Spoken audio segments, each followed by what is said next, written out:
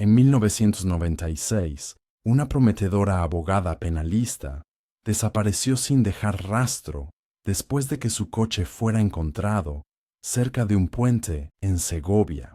Todos supusieron que se había suicidado hasta que 7 años después, un maletín enterrado en el lodo fue encontrado por unos chicos que pescaban en la orilla del río, reavivando un caso que la ciudad había olvidado silenciosamente. El río Eresma se había calmado tras una semana de fuertes lluvias, pero en las riberas bajas, cúmulos de escombros se aferraban a los bordes, ramas, bolsas de plástico, trozos de vallas. Un trío de chicos del Instituto de San Lorenzo se había escapado de clase con cañas de pescar de segunda mano y la promesa de una buena captura. No se suponía que estuvieran allí. Esa era la mitad de la diversión. Uno de ellos, Kiko, notó una forma rectangular oscura medio enterrada bajo un manto de raíces. Se bajó de la cornisa de roca y la empujó con la punta de su zapatilla. No se movió. Creo que es un maletín, dijo agachándose. Ni de coña, murmuró David, el mayor de los tres. Probablemente basura. Pero no lo era. Una vez que lo sacaron, su peso los sorprendió. Las esquinas estaban rozadas, los cierres oxidados. Un lado estaba deformado como si hubiera sido aplastado. Kiko desenganchó el cierre con esfuerzo. Cuando se abrió, el olor les golpeó primero. Terroso, rancio, algo así como moho y papel podrido. Dentro había fragmentos de páginas que alguna vez fueron blancas, fusionadas, con manchas de tinta que se corrían por ellas. Debajo del desastre, metida en una carpeta desmoronada, había una tarjeta plastificada. David la sacó y la leyó en voz alta. Elena Márquez, abogada. Se miraron el uno al otro. El nombre no significaba nada para ellos, pero el título sí. Llevaron el maletín al borde de la carretera y hicieron señas a una patrulla de la Guardia Civil que pasaba. El agente se lo llevó con un asentimiento, echó un vistazo a la identificación y lo cargó en el maletero.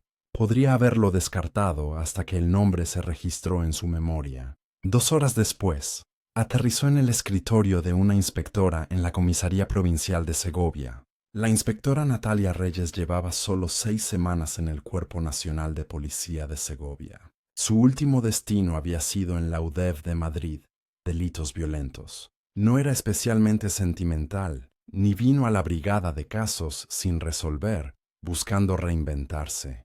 Pero había una constancia en las cosas no resueltas que le sentaba bien. Cuando llegó el maletín, fue registrado como propiedad recuperada, cubierto de barro, degradado, contenido incierto. Reyes echó un vistazo rápido al informe. Lo que le llamó la atención no fue el contenido desintegrado, sino la tarjeta del Colegio de Abogados, todavía lo suficientemente intacta como para verificarla. Elena Márquez, murmuró, dejando la copia a un lado. Accedió al archivo de la comisaría. El número de expediente apareció frío. 96.042. Las notas del caso archivado eran breves. Persona desaparecida, mujer, 36 años, abogada penalista. Última vez vista el 19 de junio de 1996. Coche encontrado aparcado en el Puente de la Moneda. Puertas sin cerrar, sin signos de forcejeo, sin nota de suicidio, sin testigos confirmados. Tras una semana de búsqueda, las autoridades se inclinaron por una desaparición voluntaria, posiblemente suicidio. La familia declinó más contacto con la prensa. El caso fue marcado como inactivo en otoño. Reyes se recostó en su silla. Repasó el resumen 2 veces. Sus dedos flotaron sobre el teclado. Y luego tecleó una solicitud para recuperar el archivo físico del almacenamiento profundo. 2 horas después, lo tenía en sus manos. A la mañana siguiente, Reyes asistió a la reunión informativa matutina, esperando hasta el final para hacer su pregunta. ¿Alguien aquí recuerda a Elena Márquez?, preguntó. Algunas cejas se levantaron, pero no hubo respuesta inmediata. Finalmente, el subinspector Alarcón, el más veterano de la unidad, se frotó la barbilla. Abogada, ¿verdad? Llevaba muchos casos sucios. Su coche apareció en el puente. Ese fue uno raro. ¿Por qué lo cerraron?, y preguntó Reyes. El cuerpo nunca apareció, sin nuevas pistas. ¿Alguien comprobó en qué casos estaba trabajando? Que yo sepa, no. ¿Estás diciendo que vale la pena desenterrar esto? Reyes no respondió directamente. Simplemente se puso de pie sosteniendo una foto impresa del maletín encontrado junto al río. ¿Cómo acabó su maletín río abajo, a kilómetros de donde se encontró su coche? Alarcón se encogió de hombros. Quizás simplemente se cayó. Ella no insistió más, pero la idea se le quedó grabada. Junio de 1996. Elena Márquez estaba en el patio de la Audiencia Provincial de Segovia, revisando notas del caso. Un fajo de citaciones en una mano. Sus ojos se movían rápidamente, los labios apretados. Su cliente, un adolescente, estaba siendo injustamente acusado, y ella lo sabía, pero últimamente había notado cosas. Solicitudes de diligencias que desaparecían, llamadas sin devolver, conversaciones que terminaban en el momento en que ella entraba en una habitación. Esa tarde cerró su despacho antes de lo habitual. Sus colegas notaron que parecía cansada pero concentrada. Una recepcionista la recordaba preguntando si el servicio de mensajería legal todavía operaba después de las 9 de la noche. Nadie preguntó por qué.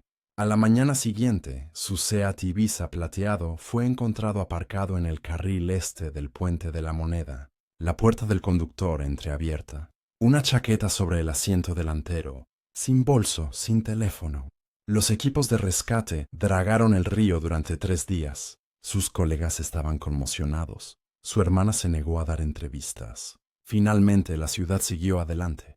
Reyes salió de la comisaría esa noche con el archivo bajo el brazo. No era de las que sacan conclusiones precipitadas, pero algunos casos tenían un peso que se les pegaba, y este no parecía un suicidio. Natalia Reyes no esperaba mucho del archivo de casos sin resolver, pero incluso para los estándares anticuados, el expediente de Elena Márquez estaba sorprendentemente vacío. Una carpeta de color canela, quebradiza en las esquinas, no más gruesa que una citación judicial. Dentro, un informe de incidente de 3 páginas, un resumen de testigos de 2 frases y una conclusión mecanografiada que recomendaba no investigar más. Sin formularios de sondeo de testigos, sin informe forense, sin cronología, sin anotaciones de seguimiento, volvió al informe del incidente.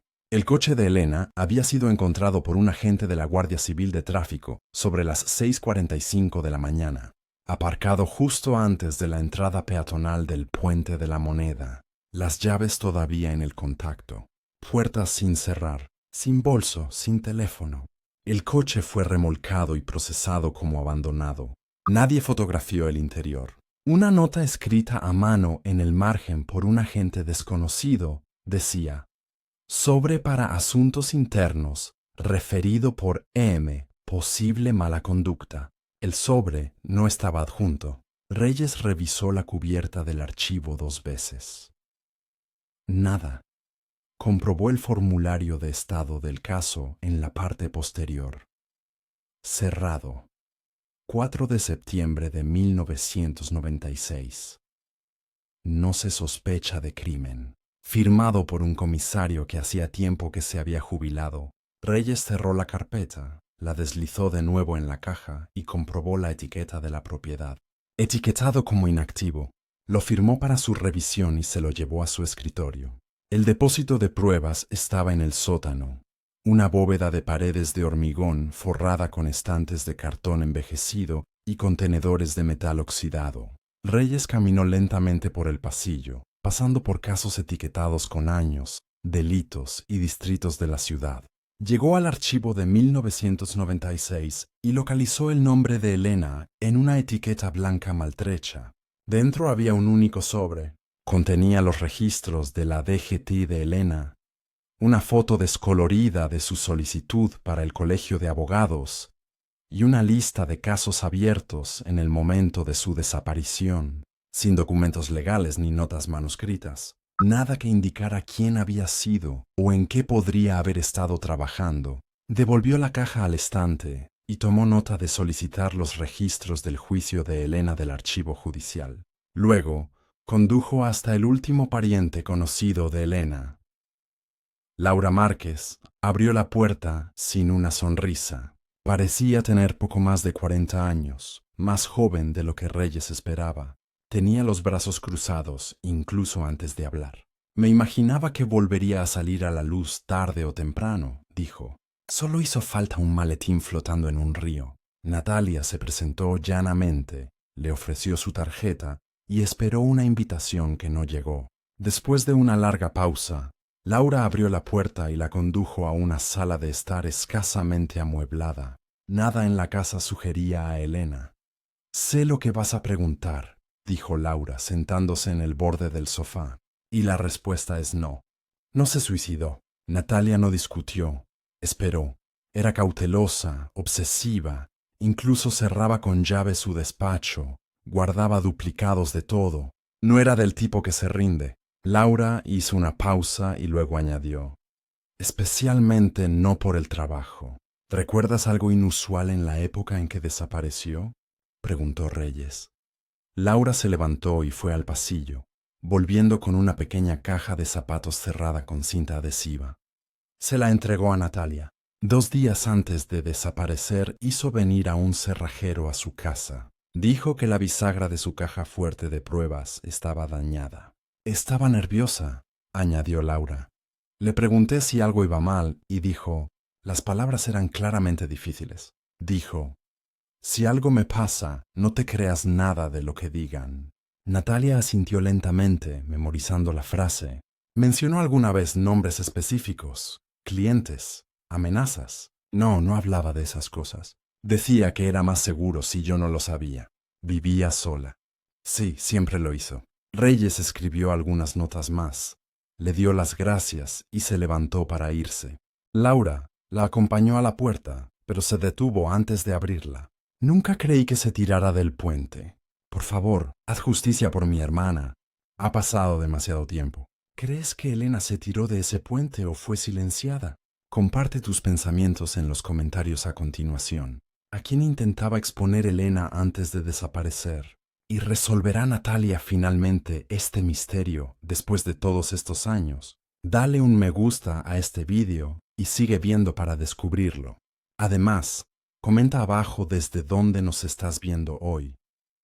Al día siguiente, Natalia estaba sentada con las piernas cruzadas en el archivo municipal, rodeada de carpetas apiladas en montones desiguales. Había pasado las 2 últimas horas escaneando los registros de casos del último año de Elena Márquez en los tribunales. Un expediente se apartaba de los demás, más grueso, marcado con tinta roja en los bordes. El Estado contra Marcos Bravo. Un resumen de 16 páginas detallaba el atraco de 1996, que terminó con la muerte del agente de policía fuera de servicio, Glenn Turney. Marcos Bravo, de 17 años, había sido arrestado la misma noche, supuestamente encontrado escondido a 2 manzanas de la licorería con sangre en la sudadera y un revólver del 38 desechado recuperado de un contenedor cercano. El expediente sugería un caso claro, pero Elena Márquez había tomado el caso pro bono, citando irregularidades en el informe de arresto. Había solicitado audiencias de supresión, presentado mociones cuestionando la cadena de custodia, exigido los expedientes disciplinarios de los agentes. 3 días antes de la selección del jurado, desapareció. El juicio se vino abajo. Marcos se declaró culpable bajo la presión de un abogado de oficio. Natalia volvió a mirar el resumen del arresto. 2 nombres subrayados: inspector Raúl Durán, subinspector Carlos Herrera.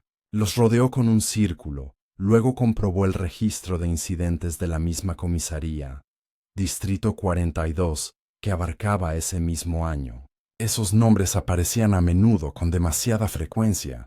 Reyes condujo hacia el norte antes del amanecer. Marcos Bravo cumplía ahora una condena de 15 años en el centro penitenciario de Segovia. El exterior de la prisión era monótono y cuadrado, cada ala diseñada más para la contención que para la visibilidad. Después de pasar la puerta, Natalia fue conducida a una sala lateral, donde los reclusos se reunían con visitantes que no eran abogados bajo supervisión. Marcos entró vistiendo un mono beige y una expresión reservada. Mediados los 20, de constitución delgada. Se sentó frente a ella sin hablar. El funcionario de prisiones asintió y se apartó. «Soy la inspectora Reyes», dijo Natalia. «Estoy reabriendo la desaparición de Elena Márquez». La mirada de Marcos se quebró. Se recostó en la silla, estudiándola. «¿Hablas en serio?», dijo después de un momento. «Sí», exhaló por la nariz. «Nadie me había dicho ese nombre en 10 años. Quería hablar contigo sobre la última vez que la viste». Dudó. Dijo que tenía algo gordo. ¿Cuándo? Una semana antes del juicio, quizás 4, 5 días antes de la selección del jurado. Natalia sacó un pequeño cuaderno. ¿Qué dijo? Marcos tamborileó un dedo sobre la mesa.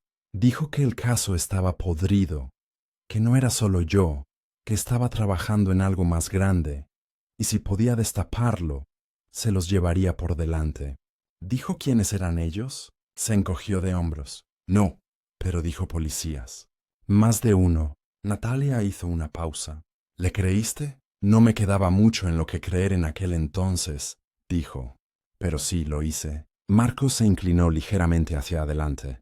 Fue la única persona que me miró a los ojos, y no vio a un pandillero o una pérdida de tiempo para el tribunal. Un funcionario de prisiones volvió a la puerta. 2 minutos más. Natalia asintió. ¿Recuerdas algo más? ¿Algo inusual en su comportamiento? No, esa fue la última vez que la vi.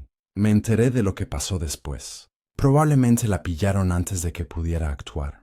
Marcos golpeó ligeramente la mesa con el puño, mientras ella se giraba para irse. Se merecía algo mejor que un titular y un archivo cerrado. De vuelta en su escritorio, Natalia solicitó los registros de visitas del centro penitenciario de la semana que Marcos había mencionado. Ninguna entrada para Elena Márquez. No se conservaban grabaciones de seguridad de ese año. Solicitó la verificación de la oficina del director de todos modos, pero ya sabía lo que dirían. Sin registro, sin visita, sin supervisión. La ausencia era más ruidosa que cualquier rastro de papel. Luego, sacó las transcripciones judiciales originales de El Estado contra Bravo. Las mociones de audiencia de supresión que Elena había presentado se mencionaban, pero no estaban adjuntas. La audiencia nunca se celebró. Después de la desaparición de Elena, Marcos había aceptado un acuerdo de culpabilidad para evitar una posible cadena perpetua. Natalia hojeó la orden del tribunal para cerrar el caso. El juez había notado la ausencia de Elena, pero no hizo ninguna pregunta sobre por qué sus archivos no estaban presentes. No se solicitaron aplazamientos. El caso simplemente siguió adelante sin ella. Natalia se recostó en su silla. Algo no encajaba. Volvió a la transcripción del juicio y releyó los testimonios. El oficial que lo arrestó, el inspector Durán, había afirmado que Marcos fue detenido tras un soplo de un testigo del barrio. Nunca se nombró a ningún testigo. No se incluyó ninguna hoja de chivatazo. El segundo oficial, Herrera, proporcionó detalles suplementarios mínimos. Natalia abrió otra carpeta. El Estado contra Donnelly, 1995. Un acusado diferente, los mismos detectives. Fraseología casi idéntica en la narrativa del arresto. Informe de testigo. Persecución a pie. Arma recuperada de un contenedor en un callejón. Comprobó el Estado contra Gereya, también del 95. De nuevo, Durán y Herrera. Narrativa similar. Natalia cerró los archivos y los guardó bajo llave en su archivador. Tenía suficiente para empezar a tirar de los hilos, pero todavía no estaba claro cuánta gente sostenía la cuerda o hasta dónde estaban dispuestos a llegar para evitar que se deshiciera. Natalia. Reyes había completado la solicitud de registros de asuntos internos para el mediodía. Proceso estándar. Triple copia. Una para su archivo, una para revisión interna, una que desaparecería en un cajón en algún lugar de la Dirección General de la Policía. No contenía la respiración. Le entregó la carpeta al enlace de registros. Un hombre de aspecto cansado que apenas levantó la vista. Estas son revisiones selladas, dijo.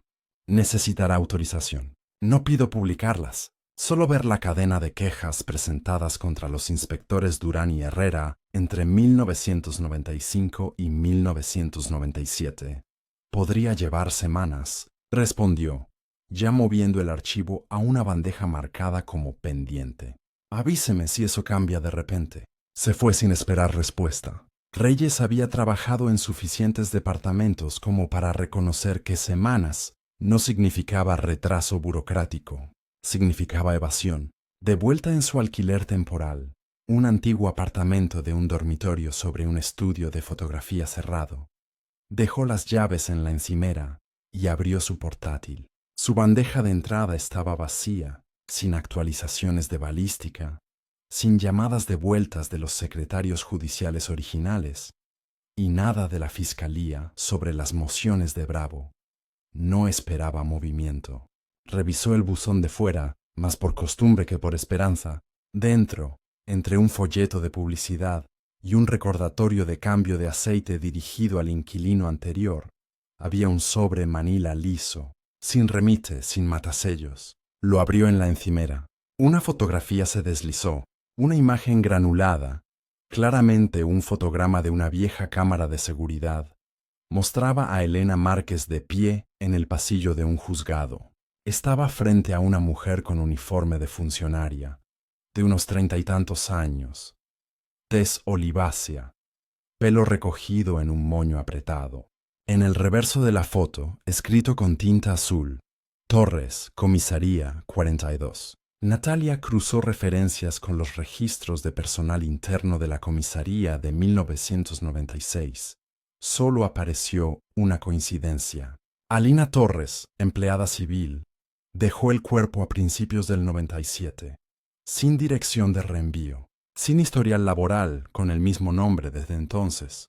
Después de 2 horas buscando en los registros de la DGT, bases de datos de auxiliares de enfermería y rastreando una solicitud de cambio de nombre menor presentada en la provincia de Ávila, Natalia encontró una coincidencia.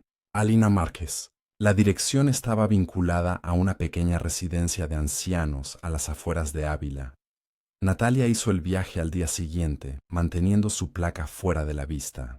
La residencia era tranquila, con poco personal. Se registró con el pretexto de preguntar por un pariente. Después de algunas preguntas, encontró a Alina en un salón en la parte de atrás, doblando toallas junto a una mujer en una silla de ruedas. Alina parecía mayor de lo que sugería la foto, más delgada también, y cautelosa.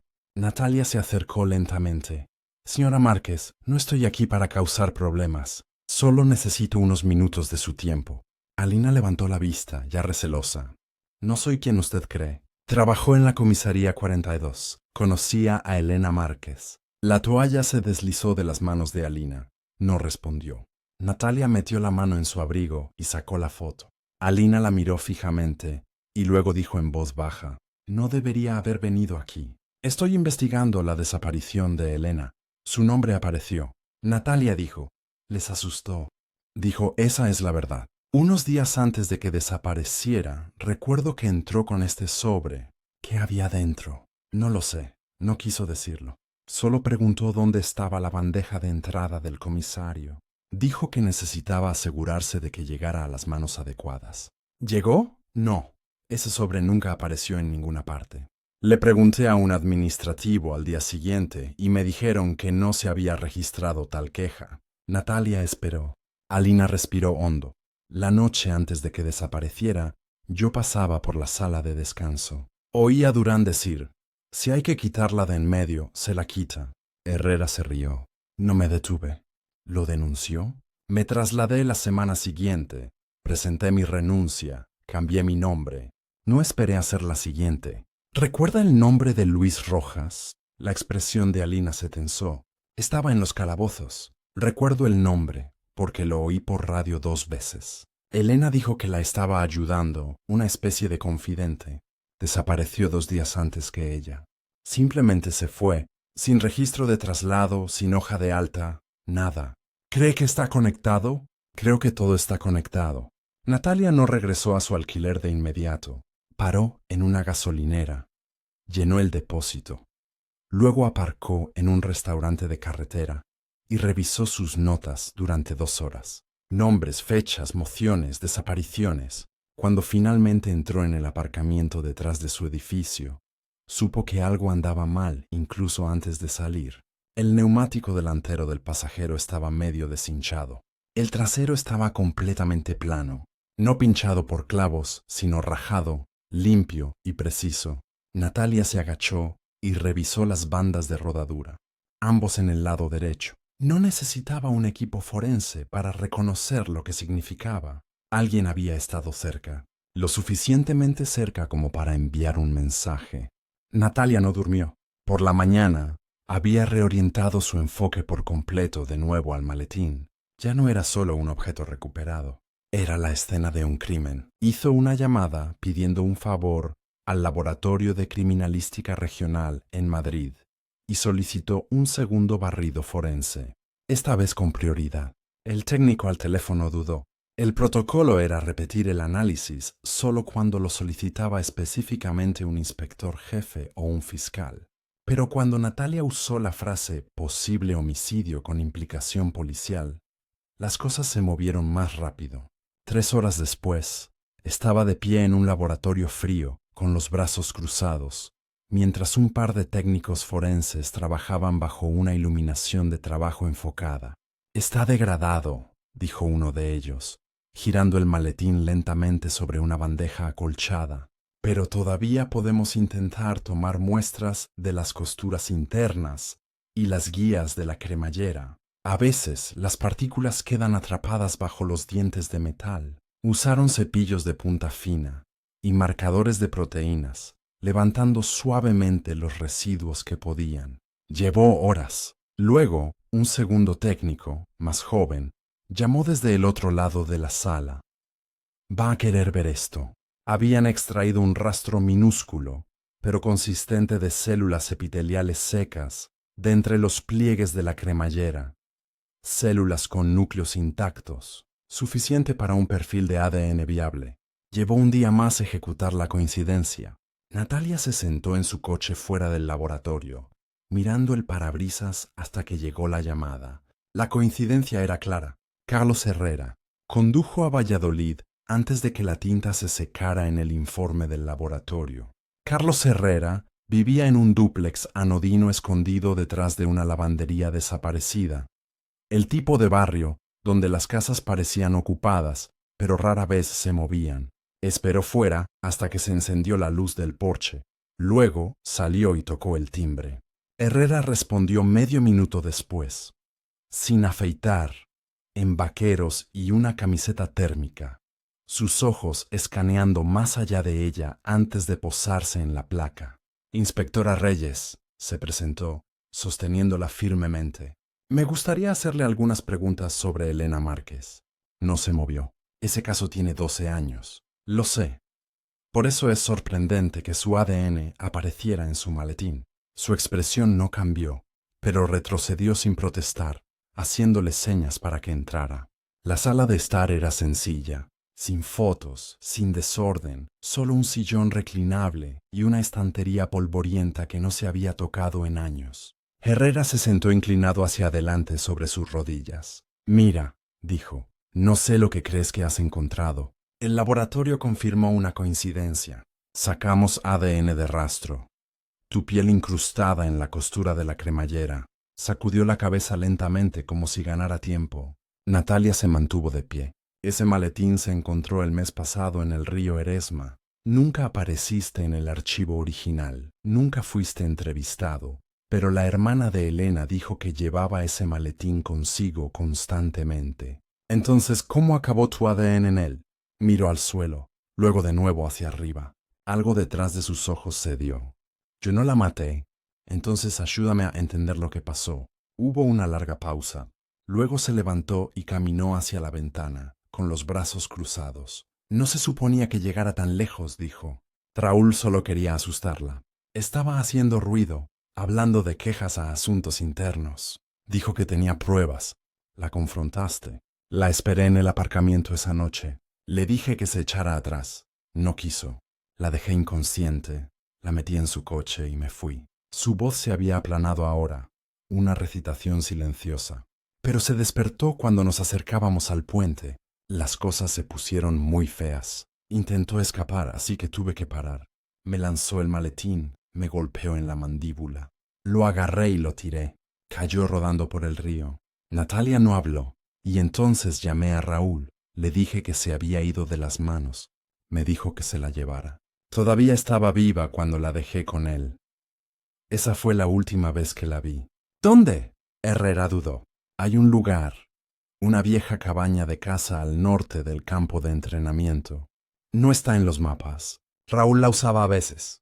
Decía que estaba limpia, tranquila. Natalia sacó su cuaderno. ¿Dirección? No hay dirección. Justo al lado de la CL 601, a 1 kilómetro al este de un antiguo sendero forestal.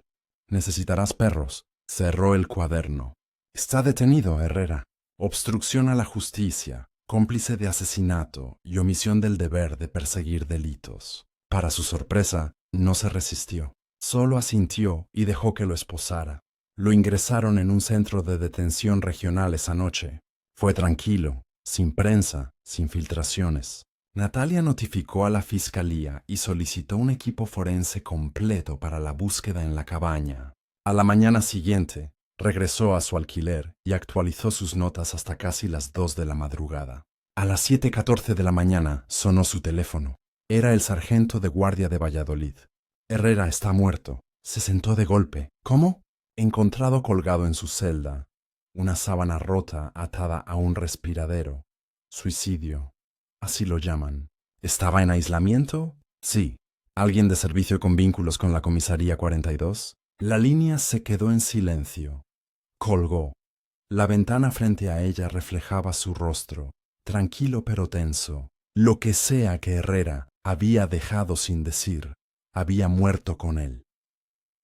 Natalia se paró al borde del claro mientras el equipo de la orden judicial se abría paso entre la maleza con machetes y cizallas. El sendero que salía de la CL 601 se había vuelto casi invisible por el abandono. Sus botas se hundían en el musgo suave, cada paso cargado con las últimas palabras de Herrera. La cabaña apareció como una cicatriz en el bosque, inclinada, desgastada por el tiempo, medio tragada por el follaje. La rodeó lentamente, sus ojos escaneando el terreno. Durán no había elegido este lugar por accidente. Estaba olvidado, tranquilo.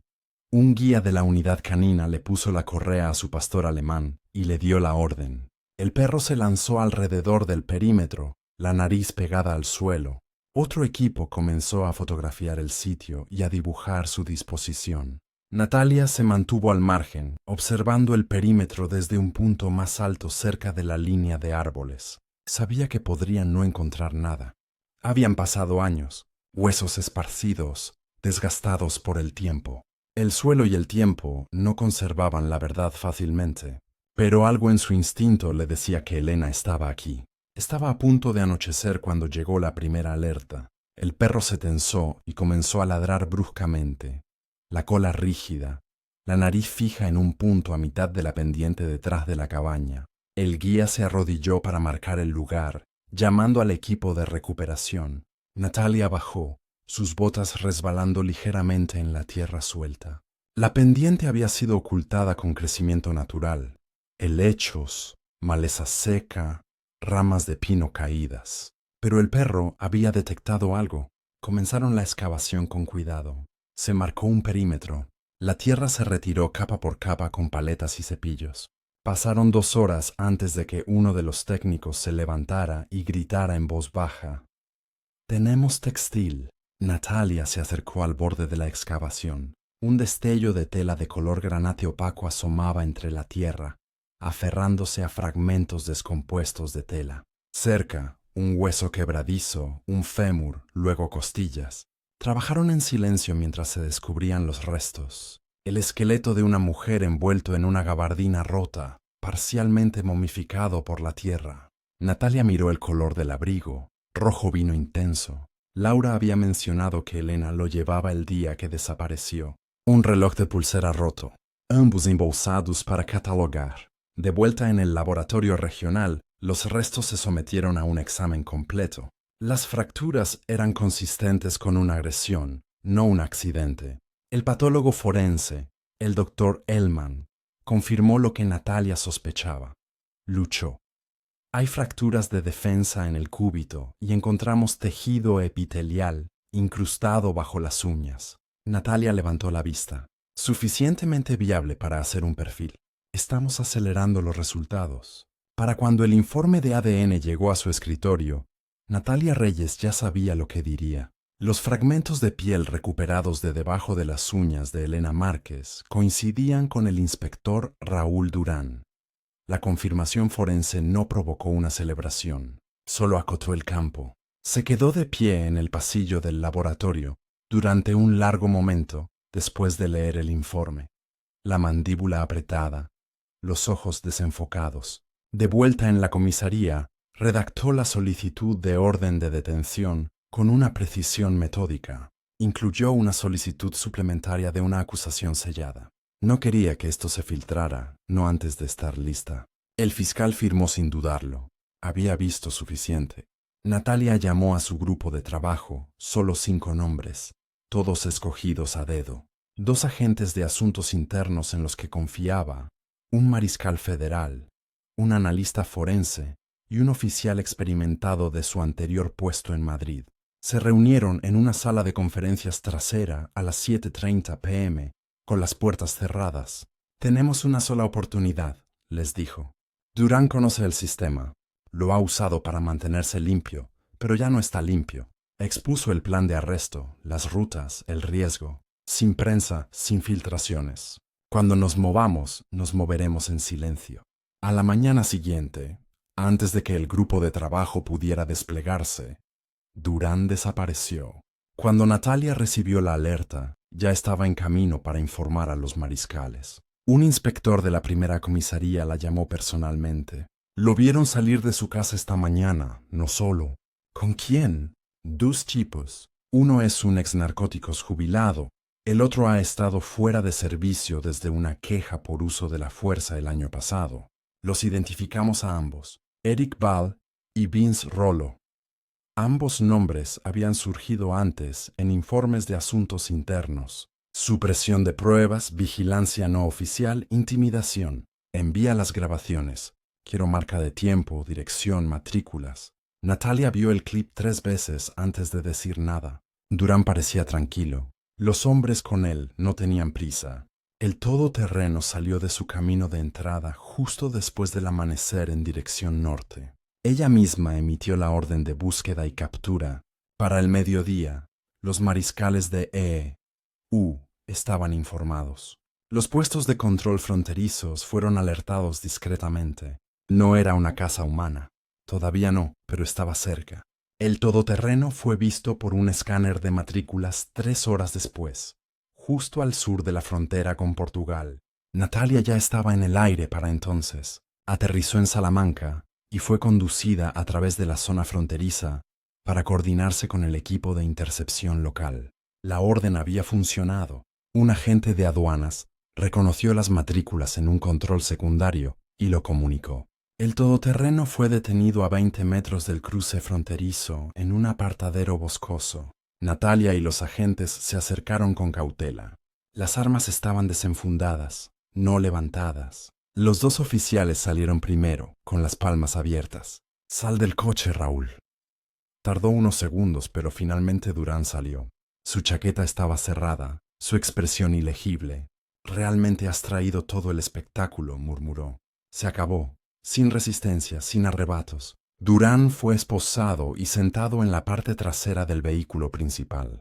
Los otros 2 hombres fueron detenidos sin incidentes. Natalia no volvió a hablar hasta que estuvieron en la autopista de regreso a la ciudad. Se giró ligeramente en su asiento para mirarlo. «La encontramos». Durán no parpadeó. «Me imaginaba que lo haríais». El viaje de vuelta fue largo pero no silencioso. Natalia hojeaba el contenido de una carpeta secundaria en su regazo, copias de la transcripción de la cinta de Elena, el resumen forense y un registro de las acusaciones previas de mala conducta de Durán. No estaba segura de si él se daba cuenta, pero lo expuso deliberadamente, una página a la vez. Durán solo se movió una vez. «¿Crees que esto te da una victoria?» Natalia no respondió. El coche siguió adelante.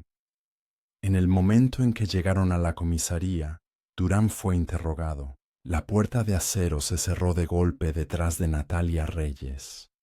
Durán ya estaba sentado, esposado, con una postura relajada, como si esperara a un dentista en lugar de una acusación de asesinato. Apenas la miró mientras ella sacaba la silla de enfrente y se sentaba, dejando su archivo sobre la mesa sin decir una palabra. Bueno, dijo Durán, recostándose, esta es la parte en la que intentas asustarme con algo que crees que sabes.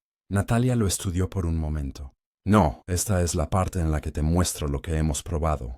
Él sonrió con desdén, sin impresionarse. No tienes nada. La voz de una mujer muerta y una bolsa de moho. Todo es especulación. Natalia no respondió. Metió la mano en la carpeta del archivo y sacó la pequeña grabadora de casetes. La carcasa había sido limpiada, la cinta interior rebobinada y copiada. Pulsó el play. La voz que llenó la habitación era débil, con estática, pero inconfundible. Durán, Herrera, amenazas de confidentes, Rojas, declaraciones falsas. Si desaparezco fueron ellos. Los ojos de Durán se dirigieron hacia la grabadora. Por una fracción de segundo, su confianza vaciló, pero volvió rápidamente, endureciéndose. ¿Esa es tu prueba irrefutable? ¿Crees que un susurro a medias audible de una abogada paranoica va a sostenerse? Natalia abrió la carpeta sobre la mesa y deslizó una página hacia él. Ya no es solo su voz. Durán no tocó la página, solo la miró fijamente. Recuperamos esto de la casa de su hermana. Elena dejó una nota diciendo que guardaba una segunda copia por si algo pasaba. La nota estaba fechada 2 semanas antes de que desapareciera. Expuso el contenido lentamente. Una segunda cinta, una declaración jurada, mecanografiada, firmada, copias de las declaraciones de testigos falsificadas utilizadas en el juicio de Marcos Bravo y, finalmente, una lista de nombres, agentes, supervisores, incluso un enlace de la fiscalía, todos vinculados a casos con un patrón de pruebas falsificadas o testimonios coaccionados. Natalia mantuvo la voz nivelada. Falsificaste la declaración que situaba a Marcos Bravo en la escena. El agente que murió, el agente Quinn, había amenazado con ir a asuntos internos por tu culpa. Elena se enteró. Por eso la silenciaste. La mandíbula de Durán se tensó. Su sonrisa había desaparecido. Natalia no parpadeó. Te nombró en cinta, en papel, delante de testigos. Contó tu historia antes de que pudieras enterrarla. Simplemente no cavaste lo suficientemente profundo. Él miró la mesa, inmóvil. Ya hemos entregado los materiales a la oficina del fiscal. Se está convocando a un gran jurado. Estás acusado de asesinato, obstrucción a la justicia, conspiración para falsificar pruebas y destrucción de materiales protegidos. 2 agentes uniformados entraron en la sala a la señal. Uno de ellos caminó detrás de Durán y desenganchó sus esposas de la mesa. El otro dio un paso adelante y aseguró sus muñecas a la espalda. Durán no dijo nada. Sus ojos permanecieron fijos en la carpeta, pero algo en su postura cambió. Se endureció. Los agentes se lo llevaron. Natalia se quedó sola en la habitación, con las manos en el borde de la mesa. Miró la grabadora, todavía en el centro, como si hubiera estado esperando ser escuchada todo este tiempo. La sala de prensa de la Fiscalía Provincial estaba abarrotada. Natalia se mantuvo a un lado del podio, con los brazos cruzados, el peso de todo lo que había descubierto descansando pesadamente sobre su espalda. La fiscal jefe, Miriam Gold, tomó el micrófono. Su voz era tranquila pero inequívocamente firme. Un jurado popular ha emitido acusaciones en el caso de Elena Márquez, la abogada que desapareció en 1996 en circunstancias que ahora entendemos como asesinato y obstrucción a la justicia. Un bajo murmullo recorrió la sala. Raúl Durán ha sido acusado de asesinato en primer grado, conspiración para cometer obstrucción y destrucción de pruebas. Carlos Herrera, ya fallecido, ha sido nombrado póstumamente en obstrucción y como cómplice de asesinato. 3 exoficiales adicionales, Vince Rowe, Eric Ball y Joan Frisk, han sido acusados por sus roles en condenas injustas vinculadas a pruebas fabricadas y testimonios coaccionados. Natalia mantuvo el rostro compuesto, pero podía sentir que la prensa la miraba. Cuando Gold le hizo un gesto para que se adelantara, se acercó lentamente al micrófono. Elena Márquez era una abogada, una hermana y una defensora incansable de sus clientes. Natalia dijo: arriesgó todo para decir la verdad al poder. Su voz fue silenciada, pero sus pruebas permanecieron, y fue su voz en la cinta la que reabrió la puerta. Hizo una pausa, mirando a la multitud. La justicia tardó demasiado. En el norte de la provincia, en un centro penitenciario que había visto a demasiados hombres rotos, Marcos Bravo estaba en su celda, con los ojos en el reloj sobre el puesto de guardia. Había dejado de contar los años hacía tiempo, pero no había dejado de esperar. La puerta de metal se abrió con estrépito. Un guardia le hizo un gesto. Recoge tus cosas. Te van a soltar. Marcos no se movió al principio. ¿Por qué? Condena anulada. Encontraron nuevas pruebas. Estás absuelto. Cuando salió 1 hora después, el sol le dio en la cara como un calor extraño. No sonrió, no corrió, solo miró hacia arriba, parpadeando contra el brillo. Natalia estaba esperando cerca de las puertas. Le tendió un pequeño sobre Manila. Dinero para el autobús, teléfono prepago, habitación de hotel para la noche. Hay un grupo de ayuda legal que quiere ayudarte a establecerte. Él asintió lentamente, el sobre todavía en la mano de ella. Ella me creyó, dijo finalmente. Todo este tiempo pensé que quizás se había rendido. No lo hizo, dijo Natalia, y tú tampoco. El cementerio se encontraba en una tranquila ladera justo al pasar el límite de la ciudad. El terreno estaba cuidado, filas de lápidas idénticas dispuestas simétricamente, pero una destacaba, recién instalada, el granito todavía brillante bajo el cielo de la mañana. Elena Márquez. Natalia Reyes estaba de pie a unos pasos de distancia, con el cuello del abrigo levantado contra el viento.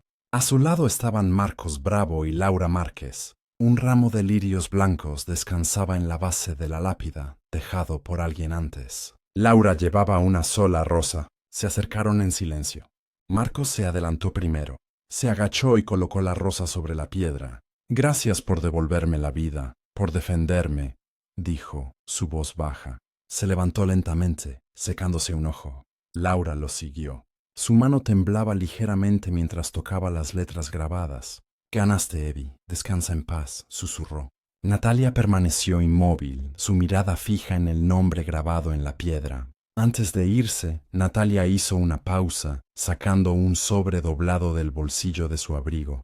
Era una fotocopia de la queja original de Elena a Asuntos Internos, la que habían encontrado enterrada bajo capas de silencio y tiempo. Miró el papel, luego la tumba. Luchaste la buena batalla, dijo. Te oímos. Se ha hecho justicia. Metió la copia debajo de una piedra en el borde de la tumba. No duraría mucho contra los elementos, pero no estaba destinada a ello. Era un gesto, un círculo completo. Marcos y Laura esperaban cerca del camino. Natalia se unió a ellos, mientras bajaban la pendiente, dejando atrás a Elena por última vez. Nadie habló. No quedaba nada por probar, nada por descubrir, solo la verdad por la que se había luchado, y la mujer que nunca había dejado de luchar. Gracias por ver hasta el final. Si te ha gustado esta historia, dale un me gusta a este vídeo si aún no lo has hecho, y suscríbete para más.